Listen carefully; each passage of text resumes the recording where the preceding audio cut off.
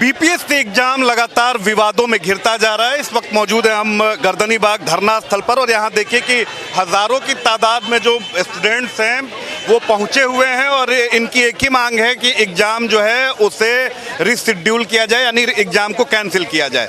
आप भी परीक्षार्थी हैं, क्या मांग है आप लोग? क्या अभी जो री एग्ज़ाम हो रहा है 12,000 लोगों का, तो उसके लिए हमारा मुद्दा है कि जैसे नॉर्मलाइजेशन होता है, या तो प्री नॉर्मलाइजेशन होता है और आफ्टर नॉर्मलाइजेशन होता है। ये जो नॉर्मलाइजेशन होगा बच्चों का, जो क्वेश्चन प्री डिटरमाइंड रहेंगे क्योंकि उसी बेसिस पे क्वेश्चन आएंगे, तो उसके लिए हम कह रहे हैं कि या तो 12,000 लोगों के लिए या तो ईजी आएगा क्वेश्चन या तो टफ आएगा, लेकिन उसी लाइन पे आएगा जो प्री। एकमात्र आप टेक्निकलिटीज में मत जाइए, इकलौती मांग क्या है? इकलौती मांग ये है कि री एग्जाम होना, क्योंकि 12,000 लोगों का स्टेक है, यानी पूरे एग्जाम को कैंसिल किया। ऑब्वियसली उसी बेसिस पे होना चाहिए।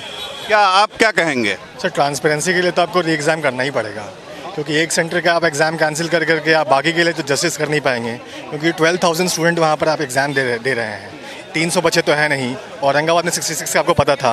वो पूरे एग्जाम ही से बच्चे कोई एग्जाम वहाँ पे क्लियर ही नहीं कर पाए थे, उस समय कट ऑफ क्लियर नहीं कर पाए थे, उनका अलग ही पेपर बना था। तो क्या फिर यहाँ भी आप नॉर्मलाइजेशन लेकर के आइएगा? वो तो होना नहीं, वो आप पहले ही बोल चुके हैं।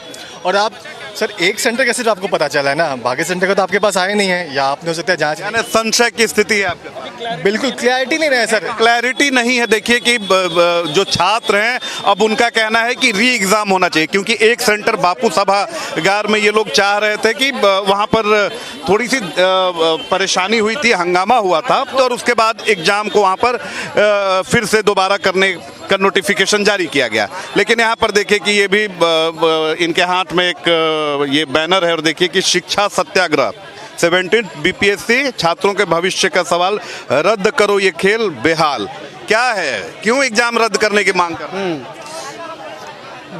बापू परीक्षा केंद्र से के एग्ज़ाम जो है रद्द किया गया, जिसमें 12,000 बच्चा है। 12,000 कहने का मतलब अदर सेंटर का अगर तुलना किया जाए तो वह 24 सेंटर के बराबर है। तो एक बापू परीक्षा केंद्र का ही परीक्षा कैंसिल नहीं हो रहा है, वह 2-3 जिला के बराबर है। तो हम लोग का डिमांड एक साधारण है और आयोग एकमात्र डिमांड कि आयोग इस पूरे एग्जाम को रद्द करे और फिर से री एग्जाम ले। क्या हम लोग इक्वालिटी है, समानता होनी चाहिए। वो 12,000 बच्चा फिर से री एग्जाम देगा, क्वेश्चन का पैटर्न आसान था, वो बच्चा कटअप बहुत ही आगे बढ़ाएगा।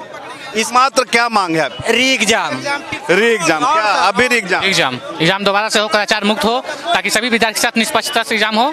बस यही डिमांड है, एग्जाम दोबारा लिया जाए। री एग्जाम हम लोग की एक ही मांग है, री एग्जाम। और नीतीश कुमार से नम्र निवेदन है कि इस बात पर हम लोग का विचार करें। हम लोग धरना प्रदर्शन करना हम लोग का मकसद नहीं है, एक साधारण सा उनसे नम्र निवेदन है कि हम लोग के प्रार्थना। हाँ, तो देखिए कि यहाँ पर बड़ी तादाद में जो बीपीएससी के परीक्षार्थी हैं वो जुटे हुए हैं और उनका कहना है कि री एग्जाम हो। देखिए कि बड़ी तादाद में सभी के हाथों में ये पोस्टर आपको दिख रहे हैं, शिक्षा सत्याग्रह लेकर ये खड़े हुए हैं और ये दिखाओ कि किस तरीके से ये अपनी आवाज बुलंद कर रहे हैं। सिर्फ आपको सुनाई देगा री एग्जाम, री एग्जाम, री एग्जाम, री एग्जाम, री एग्जाम, सब लोग शिवम री एग्जाम, री एग्जाम, री एग्जाम, री एग्जाम, फिर से एग्जाम होना चाहिए, एक सेंटर कैंसिल नहीं, पूरे री एग्जाम होना चाहिए। देखिए कि यहाँ पर ये शिक्षा सत्याग्रह शुरू हो चुका है।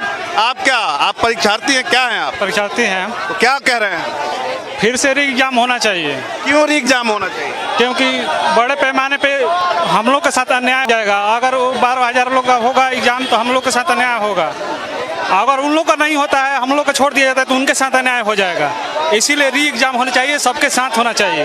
देखिए कि छात्रों की बस एक ही मांग है कि री एग्जाम हो, क्योंकि पटना के बापू सभागार में तकरीबन 12,000 बच्चों के लिए रिशेड्यूल किया गया है और उसका विरोध ये छात्र कर रहे हैं। हालांकि बीपीएससी ने प्रेस कॉन्फ्रेंस किया और उसमें उसने साफ कहा कि लीक नहीं हुआ है पेपर, लेकिन उसके बावजूद जो छात्र हैं उनके मन में संशय है, आशंका है और उसको बल इसलिए मिलता है क्योंकि 2022 में भी बीपीएससी में परीक्षा लीक हुई थी।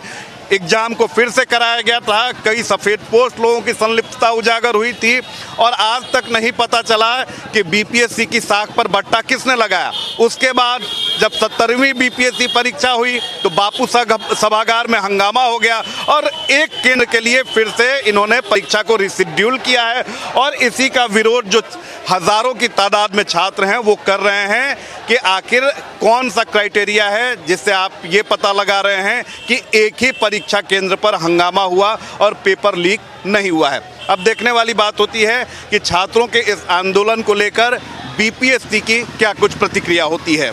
अभिषेक के साथ रितेश मिश्रा, इंडिया न्यूज़, पटना।